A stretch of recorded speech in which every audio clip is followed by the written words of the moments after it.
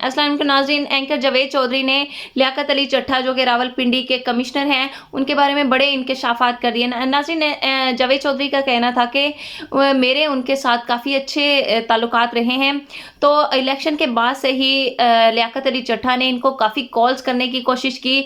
शायद वो कुछ बताना चाहते थे लेकिन इनकी उनसे बात नहीं हो सकी। उनका कहना है कि उनकी आज के बयान के बाद मुझे ऐसा महसूस हो रहा है कि वो शायद इसी बारे में मेरे से कुछ मशवरा करना चाहते थे या मुझे कुछ बताना चाहते थे। नाज़रीन, आइए जावेद चौधरी की गुफ्तगू सुनते हैं और फिर इस पर मजीद बात करते हैं। हुए हैं उसकी क्रेडिबिलिटी को जीरो कर दिया है। पहली बात तो आपको ये मैं बताता चलूं कि लियाकत अली चट्ठा साहब को मैं बहुत पुराना जानता हूं, मेरे इनके साथ बड़े दरीना तल्लुकात हैं और ये मेरे पास कई मरतबा तशरीफ भी लाए और मैं भी इनके पास गया और मैं इनकी सलाहियतों का मोतरिफ हूं। जो इनके बारे में ये कहा जा रहा है कि इनका दिमागी तवाज़ुन ठीक नहीं है, सरासर बात गलत है। ये 100% अपनी सेंसेस में है और बहुत ही सेंसिबल इंसान है। जब से इलेक्शन हुआ है वो ये मुझे मुसलसल फोन कर रहे थे और इनकी कॉल मिस हो जाती थी और जब मैं इनको रिंग बैक करता था तो मेरी इनके साथ बात नहीं हो पाती थी क्योंकि ये बाज़ औक़ात आउट ऑफ रीच होते। तो बात दुरुस्त है कि ये रेगुलर बेसिस पे अचानक इन्होंने मुझे फ़ोन करना शुरू कर दिए थे, जो ज़ाहिर है शायद किसी फ्रस्ट्रेशन की वजह से कर रहे हो,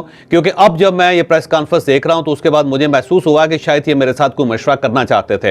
बहरहाल जब इनकी प्रेस कॉन्फ्रेंस हुई तो मैंने इन्हें खुद फोन किया और उसके बाद मेरी इनके साथ बड़ी तफसील से बात हुई। एक तो उनका ये कहना था कि जो कुछ मैंने कहा है मैं मुकम्मल तौर पे उसे ऑन करता हूं और मैंने अपने ज़मीर के मुताबिक ये आवाज़ उठाई है, इसके मामले में मेरे ऊपर कोई प्रेशर नहीं था। तो मैंने कहा अगर कोई कमीशन बनता है तो क्या आप उसके सामने पेश होंगे? तो इनका कहना था कि मैं कमीशन के सामने अपने आप को पेश करूंगा और जहां पे मुझे सबूत देने पड़े मैं वो सबूत भी दूंगा, लेकिन बहरहाल सबूत की जरूरत नहीं है। उनका ये कहना था कि आप सिर्फ फॉर्म 45 जो है वो सारे जमा कर लें तो आपके सामने दूध का दूध और पानी का पानी हो जाएगा। तो मैंने उनसे पूछा कि कितने हलकों के अंदर आपने धांधली करवाई? तो उन्होंने कहा जी तमाम MNA जो यहां से इलेक्ट हुए हैं और वो उनका ताल्लुक आजाद उम्मीदवारों से नहीं है, वो या तो पाकिस्तान पीपल्स पार्टी से ताल्लुक रखते हैं या पाकिस्तान मुस्लिम लीग नून से ताल्लुक रखते हैं, उन सबको हमने जितवाया था। तो उसके बाद मैंने उनसे सवाल किया कि देखें आप तो कमिश्नर थे और आपके पास कोई डायरेक्ट इख्तियार नहीं था कि आप किसी के इलेक्शन को मैनेज कर सकें या किसी के फॉर्म 45 को तब्दील कर सकें। तो उनका ये कहना था कि मैं कमिश्नर था और नीचे सारे मेरे सबॉर्डिनेट्स थे और मेरे अहकामात के वो पाबंद थे, लिहाजा मैं उनको जो जो डायरेक्शन देता जाता था वो उसके मुताबिक काम करते रहे।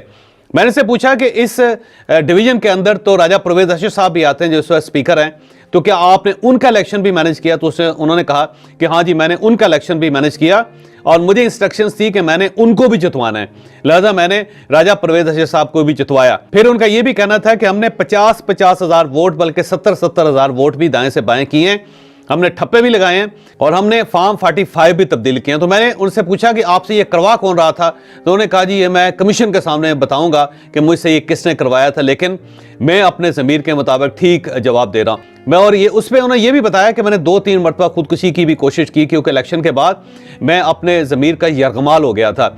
और आज सुबह जब मैं ये फैसला कर रहा था कि मुझे क्या करना चाहिए तो उस वक्त भी मैं सुसाइडल टेंडेंसी में था।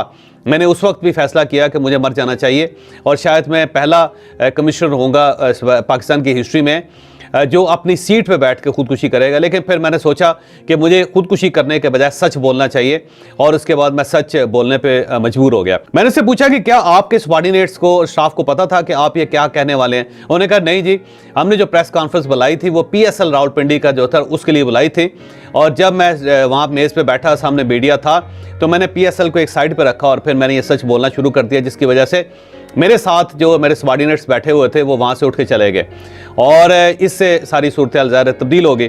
तो उसके बाद मैंने उनसे कहा कि आप क्या करना, क्या आप इमरान खान साहब से मुतासर है? तो इसका जवाब ये था कि मैं इमरान खान साहब से बिल्कुल मुतासर नहीं हूँ, लेकिन इसके बावजूद मैं ये महसूस करता हूँ कि जो ड्यूटी मेरी थी इलेक्शन करवाने की वो मैं नहीं करवा सका और ये पाकिस्तान उसी जगह पहुँच गया जहाँ पर 1970 और 1971 में था।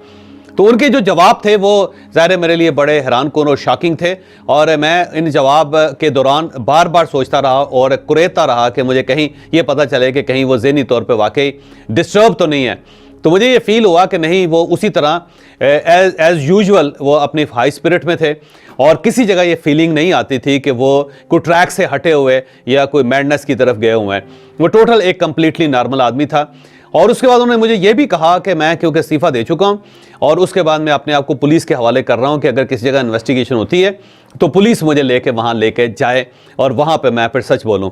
मैंने उससे पूछा कि चीफ जस्टिस ऑफ पाकिस्तान के सारे मामले में क्या कंट्रीब्यूशन है, और ये जो इलेक्शन कमिश्नर के ऊपर आप एतराज कर रहे हैं, इनका क्या कंट्रीब्यूशन, क्या बराह रास्त वो आपको ऑर्डर देते थे? तो उन्होंने कहा जी नहीं, ये इलेक्शन क्योंकि चीफ जस्टिस ऑफ पाकिस्तान ने करवाए थे और इलेक्शन करवाने की जो जिम्मेदारी थी वो चीफ इलेक्शन कमिश्नर की थी, तो मैं उन दोनों को भी अपने साथ जिम्मेदार समझता हूं, और मुझे अगर फांसी लगाया जाए रावलपिंडी के चौक पे तो इन दोनों को भी ये इसी सलूक से गुजारना चाहिए, क्योंकि ये भी मेरे साथ उसी तरह शरीक हैं जिस तरह मैंने ये जुर्म किया है। अब सवाल ये है कि क्या वाकई लियाकत अली चट्टा साहब जो हैं उनके जो बयान है उनके अंदर कुछ जान है? यहां पे अब जाहिर दो ऑप्शंस हैं। एक तो ये है कि लियाकत अली चट्टा साहब का जो बयान है सिर्फ बयान की हद तक तो हम इसे नहीं ले सकते, इस पे डेफिनेटली एक इन्वेस्टिगेशन होनी चाहिए, कोई एक कमीशन बनना चाहिए जो इनसे बाकायदा ओपन इनके साथ बात करके और उसकी ओपन हेयरिंग करके उनसे इनका वर्डिक्ट ले, और अगर इनके पास कुछ सबूत है तो वो सबूत बाकायदा जमा होना चाहिए और फिर उसका एनालिसिस होना चाहिए। और अगर ये साबित कर सकें तो फिर मेरा ख्याल है इलेक्शन कमीशन तो ऑलमोस्ट ख़त्म ही हो गया, फिर ये इलेक्शन जो है ना इसके नताइज भी अब नाकाबिले कबूल हो जाएंगे। लेकिन अगर ऐसा नहीं होता तो तब भी ये बयान जो है इस इलेक्शंस को दफन करने के लिए काफ़ी है, और साथ ही इमरान खान साहब का जो नैरेटिव है उसकी जीत के लिए भी काफ़ी है।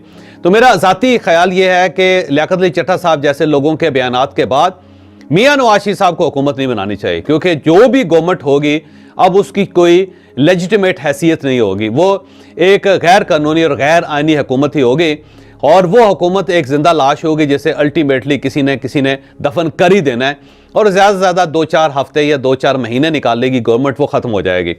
इस सूरत हाल में अगर मियां नवाज शरीफ साहब अपना कंधा पेश करते हैं तो अपनी पार्टी को दफन कर लेंगे। दूसरी तरफ इमरान खान साहब डेफिनेटली इसको लेके फिर रहे हैं, अब इस बयान को उन्होंने इस लाश को अपने कंधे पे उठा लिया है, और अब पाकिस्तान तहरीक इंसाफ की तरफ से मुसलसल बयानात भी आ रहे हैं। ये ट्रेंडिंग में भी इस वक्त लियाकत अली चट्टा साहब हैं, और मैं क्योंकि पहले भी कह चुका हूं कि अगर इमरान खान साहब की सीटें ज़्यादा हैं, उन्हें ज़्यादा मैंडेट मिला है तो हुकूमत बनाना उनका हक है, उन्हें यह हक मिलना चाहिए। साथ साथ बार बार मैं ये कह रहा हूं कि मियां नवाज शरीफ साहब को इस जगह अपना कंधा पेश नहीं करना चाहिए, इनकी पार्टी मुकम्मल तौर पर दफन हो जाएगी।